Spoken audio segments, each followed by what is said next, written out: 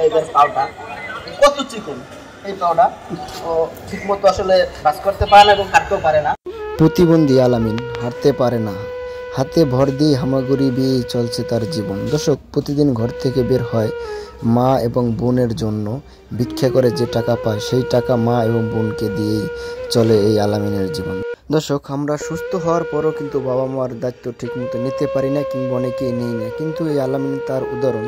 মানুষে যে যাই দেয় তাই দিয়ে চলে আলামিনের জীবন। প্রতিদিন সকালে কিংবা বিকালে একবার এই জায়গায় আমি দেখি আমার বাসার কাছে ও প্রায় এই জায়গায় আসে। মানে ওর যে হাঁটা বা ও যেভাবে হাঁটে আসলে দেখে কষ্ট লাগে। তো তোমার বয়স কত? আমার বয়স আমি জানি। তোমার বয়স জানো না? 20-22। এই যে দেখেন, এই যে একটা 20-22 বছরের একটি ছেলে, ও কতটুকু, এই যে দেখেন, আমি যদি একটু দেখেন, একটু তুমি দাঁড়াতে পারো, একটু দাঁড়াও তো। এই যে দেখেন, মানে কষ্ট হয় বলতে, এই যে দেখেন প্রতিবন্ধী ভারসাম্যহীন লোক না, 20 বছর। এই ছেলেটি ভবিষ্যতে এখানে আসলে সবসময় ভবিষ্যতে আসে ভিক্ষা করে। তোমার পরিবারে কি কি আছে? আমার মা আছে, বোন আছে। তোমার মা এবং বোন, বাবা নাই? এই যে মা বোন আছে, তাই এই যে তুমি ভিক্ষা করো, মা বোন কি করে? মা আর বোন বাসায় থাকে। বাসায় থাকে। আচ্ছা, তারা কি কোনো ইনকাম করে? না। ইনকাম করে কি? কিভাবে চলো তোমরা? আমি ইনকাম করি।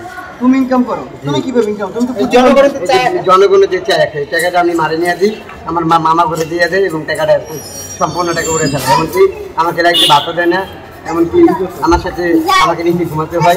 অনেক কষ্ট আমার জীবনে চলে।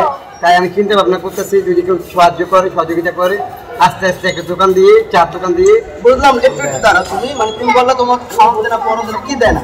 আমার মা, মানে আমার মা আমাকে কম খাওয়ান দেয় আর কম ভালোবাসে। সারাদিন তুমি ইনকাম করো, টাকা পয়সা নিয়ে তোমার মার কাছে দাও, সেই মেয়ে তোমাকে খাবার দেয়, এটা সত্য? এটা সত্য। কম খাওয়ান দেয়। এর কারণ কি? তোমার কি সৎ মা?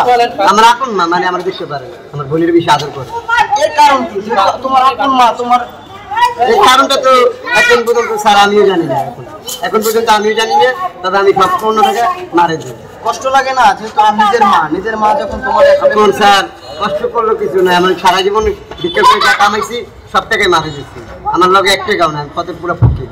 আমার লগে এখন কেবল 150 টাকা, সকালে মারে 800 টাকা দিয়ে, 600 টাকা দিয়ে আসছে।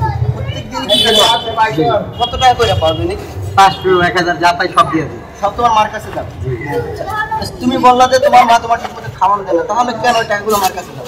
কারণ আমার মা আমার গর্ব করছে, আমার মা আমার জন্ম দিচ্ছে। আমার মা আমার যদি না দেখতে পারে, আমি মার জন্য সারাদিন, আমার মা অসুস্থ, এখনো পর্যন্ত আমি এক গ্লাস পানি খাই, শুধুমাত্র চা থেকে খেয়ে দিতে আছে। আমার মার জন্য আমি জীবনটাও দিয়ে দিতে পারি।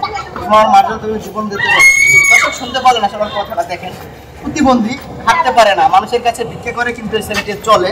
তো ও প্রতিদিনই কিন্তু মানুষের কাছে 10 টাকা 5 টাকা চায়, অনেকে দেয় অনেকে দেয় না, অনেকে কোনো কথা বলে। যেই টাকা পায় সেই টাকা কিন্তু নিয়ে মার কাছে দেয়, বাবা না এতিম। তো ছেলেটি আসলে খুবই অসহায়, যে কয় টাকায় পায় সেই কয় টাকায় কিন্তু ওর মার কাছে দেয়। তো ছেলেটির জন্য একটু দোয়া করবেন। এবং আসলে তোমার বাসা কোথায়? গৈজারটা। তুমি কি মোবাইল চালাও? না।